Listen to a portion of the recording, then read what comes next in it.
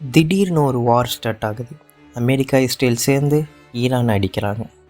எதுக்கு ஈரான் அடிக்கிறாங்க? உண்மையாலுமே வேர்ல்டு வார் 3 ஆரம்பிச்சிருச்சா? இனி என்ன நடக்க போகுது? இஸ்ரேல், அமெரிக்கா ஏன் ஈரானோட சுப்ரீம் லீடரை சாவடித்தாங்க? இது எல்லாத்தையும் இந்த வீடியோவில் பார்ப்போம். தொடர்ந்து பாருங்கள்.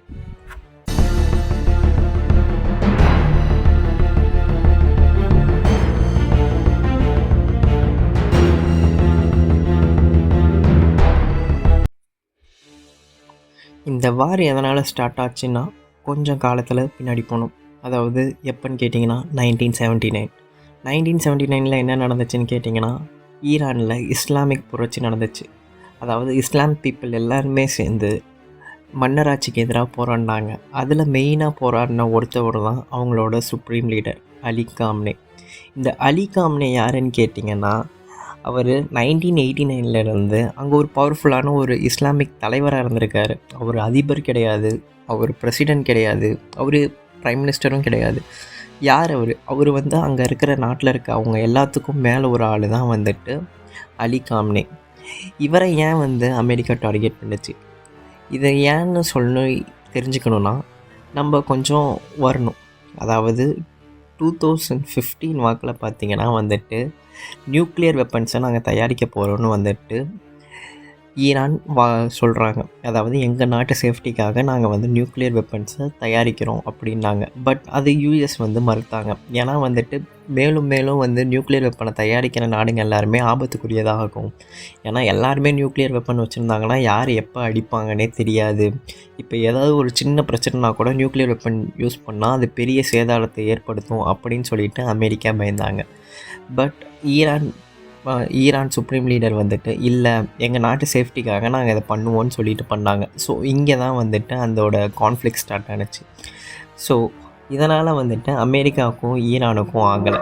இதுக்கு நடுவில் இஸ்ரேல் ஏன் வந்துச்சுன்னு கேட்டிங்கன்னா, ஏற்கனவே அவங்களுக்குள்ளே அந்த பாலிட்டிக்ஸ் இருந்தது. இவங்க அவங்கள அட்டாக் பண்ணுறதும், அவங்க இவங்க அட்டாக் பண்ணுறதும், இந்த மாதிரி பாலிட்டிக்ஸ் அங்கே ஏற்கனவே இருந்தது.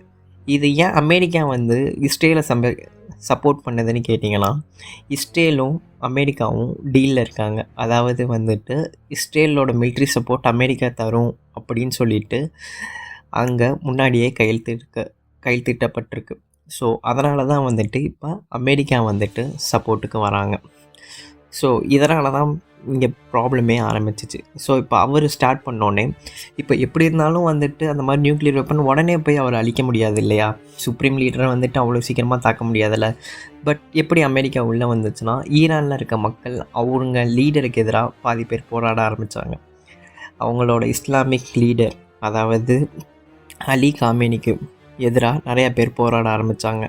ஸோ அந்த போராடுறதுக்காக அங்கே இருக்கிற எல்லா மக்களும் திரண்டதை அமெரிக்கா ஒரு இதாக யூஸ் பண்ணிடுச்சு. அதாவது ஒரு சோர்ஸாக யூஸ் பண்ணிடுச்சு. ஸோ அவங்க நாட்டில் இருக்க மக்களே அவரை பிடிக்காமல் இருக்குது.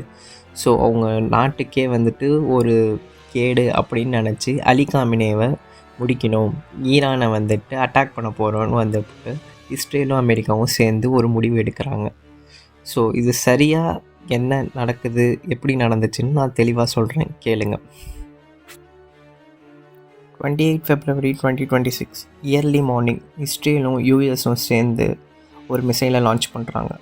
எங்கே லான்ச் பண்ணுறாங்கன்னா, டெர்ரான், இசஃபான் அண்டு டாப்ரிஸ் அப்படிங்கிற 3 இடத்துக்கு லான்ச் பண்ணுறாங்க. ஸோ இந்த 3 இடத்துல டெர்ரானில் தான் அவங்க சுப்ரீம் லீடர் அதாவது அயத்தொல்லா அலி காம்னே அங்கே மாட்டிக்கிட்டார். எப்படி மாட்டிக்கிட்டாருன்னா, அங்கே எப்பயும் வழக்கமாக போய் மிலிட்ரி பேஸை செக் பண்ணுற மாதிரி போயிருக்காரு.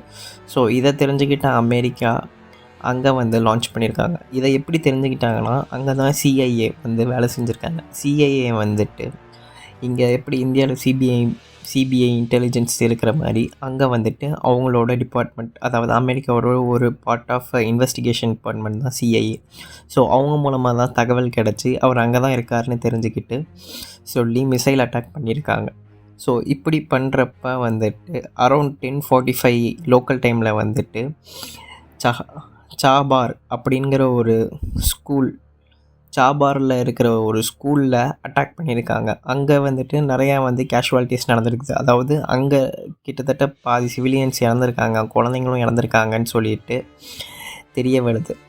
ஸோ இது மேலும் அதிகரிக்கும் அப்படின்னு தெரிஞ்ச இஸ்ரேல் வந்துட்டு national state of emergency act படி, அதாவது மொத்த நேஷனுக்கும் வந்துட்டு ஒரு லாக்டவுன் மாதிரி, இந்த மாதிரி நம்மளை நோக்கி மிசைல் வரப்போகுது.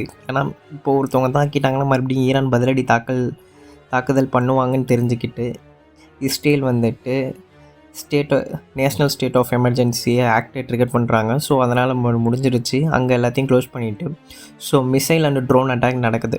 ஸோ இந்த ட்ரோன் அட்டாக்கில் வந்துட்டு ஈரான் ட்ரோன் அட்டாக் பண்ணுறப்ப எங்கெங்கெல்லாம் பாதிக்கப்படுதுன்னா UAE, Kuwait, Bahrain, Saudi Arabia இங்கெல்லாம் வந்துட்டு அதாவது பாதிக்கப்பட்டிருக்குது.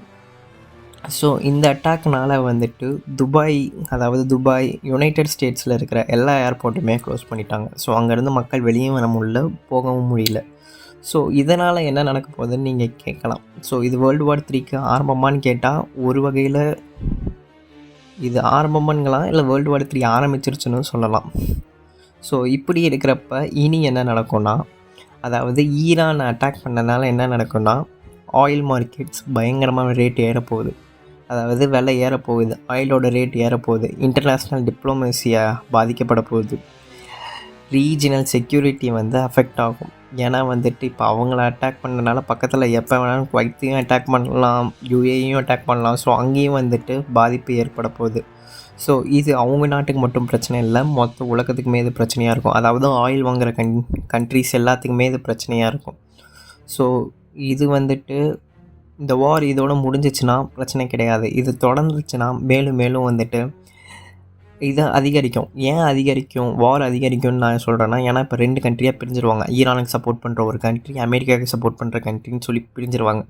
ஸோ அதுக்கு ஆரம்ப புள்ளி அப்போ என்ன நடந்திருக்குன்னா வந்துட்டு, ரஷ்யன் பிரசிடெண்ட் புதினும் வந்துட்டு எதிர்ப்பு தெரிவிச்சிருக்காரு இஸ்ரேல் அமெரிக்காவுக்கு எதிராக. நார்த் கொரியா பிரசிடெண்ட்டும் அதாவது கிம் ஜாங் உன்னும் வந்துட்டு எதிர்ப்பு தெரிவிச்சிருக்காரு. நீங்கள் வந்துட்டு இப்படி ஒரு சுப்ரீம் லீடரை கொல்லக்கூடாது, அது பீஸை ஏற்படுத்தாது, சீரழிவை தான் ஏற்படுத்தும் அப்படின்னு சொல்லிட்டு அவரும் சொல்லியிருக்காரு. சைனாவோட பிரசிடெண்ட்டும் எதிர்ப்பு தெரிவிச்சிருக்காங்க. ஸோ இவங்கெல்லாம் வந்துட்டு எதிர்ப்பு தெரிவிச்சிருக்காங்க இந்த அட்டாக் மூலமாக.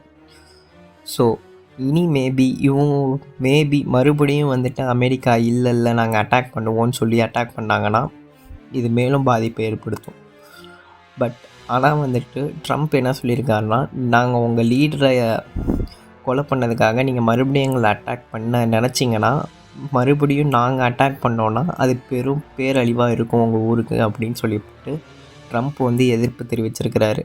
அப்புறம் ட்ரம்ப் இன்னொன்று சொல்லியிருக்காரு. என்ன சொல்லியிருக்காருன்னா, உங்கள் நாட்டு மக்கள் எல்லாருமே மகிழ்ச்சியாக இருக்காங்க, அதாவது அலி காமேனி இறந்ததுக்கு மகிழ்ச்சியாக இருக்காங்க, அவங்க எனக்கு தேங்க்ஸ் சொன்னாங்கன்னு சொல்லிவிட்டு அவர் பேசியிருக்காரு. ஸோ இதுதான் நடந்திருக்குது. ஸோ இதுதான் வேர்ல்டு வாரோட தொடக்கம்னு நம்ம வச்சுக்கலாம். மீண்டும் அடுத்த வீடியோவில் சந்திக்கும் வரை பாய். மறக்காமல் சப்ஸ்கிரைப் பண்ணுங்கள், ஷேர் பண்ணுங்கள், லைக் பண்ணுங்கள்.